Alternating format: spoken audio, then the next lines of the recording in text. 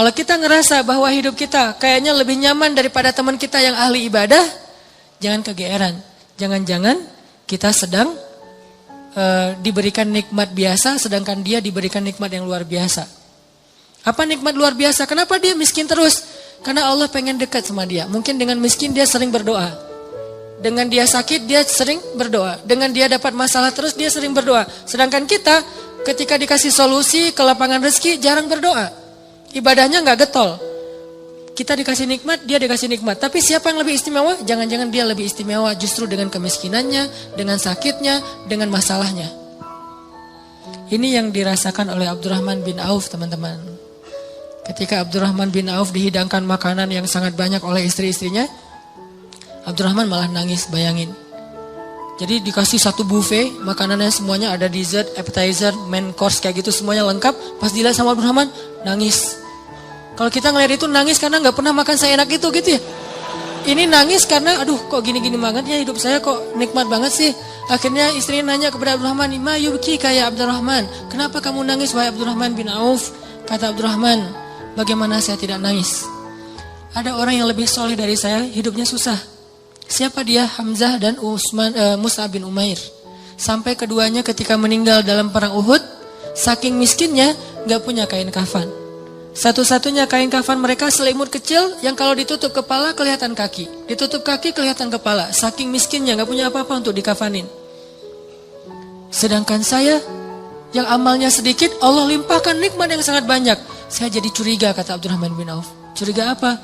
Jangan-jangan mereka yang lebih soleh, kesolehan mereka itu dibalas oleh Allah nanti di akhirat, makanya diirit di dunia.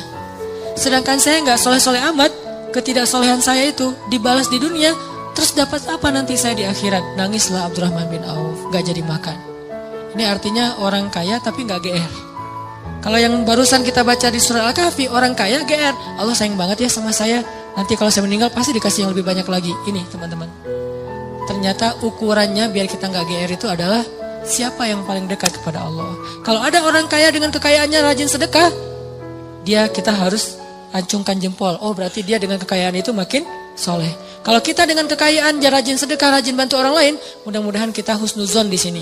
Tapi kalau dengan kekayaan kita jadi lalai, jangan kegeeran. Di sini bukan bab husnuzon, tapi bab introspeksi diri. Jangan-jangan kita kena istijraj level 1 walaupun belum level 7. Kan biasanya kalau kita ngomongin tentang nikmat identik dengan syukur ya. Terus kalau ujian identik dengan sabar. Tapi gak selalu kayak gitu keadaannya. Kadang-kadang nikmat itu bisa bikin kita GR. Ujian bisa bikin kita salah sangka kepada Allah Subhanahu wa taala. Seolah-olah Allah kalau kasih ujian itu kayak gak suka sama kita. Padahal kadang Allah kalau kasih ujian itu tandanya masih perhatian sama kita. Kenapa tuh perhatiannya ngasih ujian? Bisa banyak banget alasannya. Bisa pengen ngapusin dosa-dosa kita, bisa pengen ngangkat derajat kita, walaupun kita nggak usah terlalu kegeeran ke sana, minimal menghapus dosa-dosa ya. Bisa juga emang mungkin hanya dengan cara dikasih ujian kita rajin beribadah. Dan itu kita banget kayaknya tuh. Kalau lagi banyak masalah, tahajudnya rajin. Mendekati ujian nasional, tahajud nggak tinggal selama sebulan. Hari ujian nasional terakhir, malamnya udah nggak tahajud lagi. Kan kita banget nih. Nah orang yang tipenya kayak gini kadang emang cara untuk biar dekat ke Allah emang dikasih ujian. Makanya jangan jadi tipe kayak gitu. Walaupun ada orang lain yang soleh tapi tetap dikasih ujian. Kenapa? Karena Allah Subhanahu wa taala benar-benar pengen lebih dekat sama dia. Makanya Nabi bilang asyadun nas balaan al-anbiya summas salihin. Orang yang paling banyak diuji sama Allah itu orang para nabi, kemudian orang soleh, kemudian yang mendekati kesolehan dan seterusnya dan seterusnya. Ternyata kadang ketika kita dikasih nikmat, kita tuh jadi kegeeran. Jangan-jangan ternyata nikmat itu bukan sebuah anugerah, justru nikmat itu adalah sebuah istidraj. Gimana kita ngebedain anugerah sama istidraj? Indikatornya sederhana. Seperti apa hubungan kita dengan Allah lewat nikmat itu. Kalau nikmat itu menjauhkan kita dari Allah dan makin nikmat makin jauh, biasa-biasa aja, lempeng dalam urusan agama, berarti nikmat itu adalah istidraj. Kalau nikmat itu bikin kita makin bersyukur, bentuk syukurnya bisa makin dekat ke Allah dalam bentuk ibadah, bisa juga makin banyak manfaatnya ke orang lain dengan berbagi, berarti nikmat itu adalah anugerah. Dua-duanya nikmat, karena dua-duanya dinikmati. Tapi ada anugerah, fadl, ada juga istidraj. Atau kadang-kadang kegeeran kita kasus yang lain, misalnya gini, kayak dalam keluarga ya, dalam keluarga kita berdoa nih, berdoa, ya Allah mudahkanlah rezeki saya, keluarga saya, pasangan saya, kayak gitu-gitu. Atau anak kita sakit, terus kita berdoa, ya Allah sembuhkanlah anak saya. Yang berdoa malam itu bukan cuma kita loh, orang tua kita berdoa, pasangan kita berdoa, kadang sampai pembantu juga berdoa. Tiba-tiba Allah kasih kita nikmat lewat doa ini. Misalnya anak sembuh, misalnya kita lulus ujian, misalnya dapat kerjaan, terus kita tiba-tiba kegeeran. Ya doa saya diijabah banget ya. Di sini nih kegeerannya nih. Apa ini enggak husnuzon Ustaz? Husnuzonnya kalau Allah Maha baik ya, mau mengijabah doa orang yang tidak layak diijabah. Ini husnuzon. Kalau kegeeran, ya alhamdulillah saya orangnya layak diijabah doa ya. Doa saya itu cepat banget diijabah, lu baru semalam doa, hari ini udah ijabah. Kalau yang diomongin adalah kitanya, itu kegeeran. Kalau yang diomongin adalah kebesaran Allahnya, itu namanya husnuzon, bagian dari tahadus bin ni'mah. Wa amma bi ni'mati rabbika fahaddis.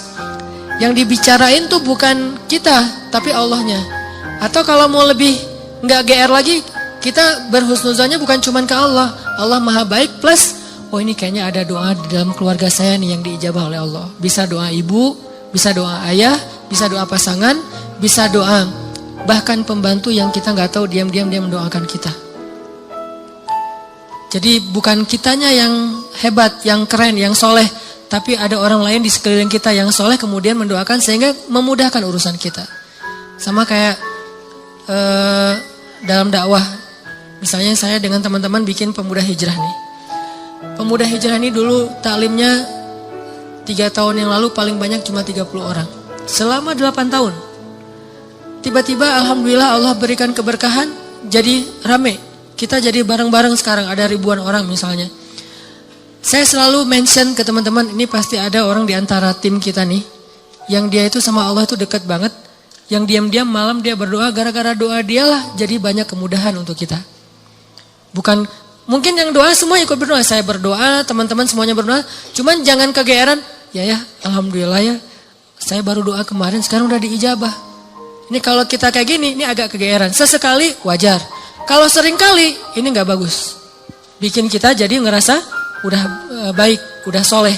Dan Allah mengatakan, fala tuzakku anfusakum, jangan kalian menganggap diri kalian udah baik, soleh, suci. Huwa a'lamu bimanittaqo, Allah lebih tahulah siapa yang paling taat. Jadi teman-teman, kadang kayak gitu kegeerannya. Atau ada juga bentuk kegeerannya gini. Dia jomblo. Udah gitu ngelamar cewek hafizah 30 juz. Dia tuh belum bisa baca Quran, baru hijrah, tapi diberikan istri hafizah 30 juz. Atau sebaliknya, dia cewek baru berhijab banget, diberikan suami hafiz 30 juz. Udah gitu dia kegeeran. Wah, berarti saya udah pantas buat dia nih. Atau dia pantas buat saya. Enggak, jangan-jangan Allah sengaja ngasih kita pasangan yang soleh banget, karena cuma dia yang bisa menghijrahkan kita dan memperbaiki kita. Kalau dikasih yang tanggung-tanggung, ntar lepas lagi nih. Makanya dikasih yang gak tanggung-tanggung. Sekalian aja yang paling soleh, yang paling taat, yang paling berwawasan agama luas, sehingga kita disuruh belajar ke dia. Bisa kayak gitu. Padahal yang datang ke dia itu banyak. Ada yang sama-sama hafiz. Kenapa yang lebih baik dari kita hafiz gak diterima? Karena udah sama-sama soleh. Terus siapa lagi yang perlu diperbaiki kan? Bisa jadi kita justru ketemu dengan orang yang keren, karena Allah pengen memperbaiki kita dengan orang itu, lewat orang itu. Ini biar kita gak kegeeran. Ustadz, kenapa sih harus gitu-gitu amat? Karena itulah sifat orang yang beriman.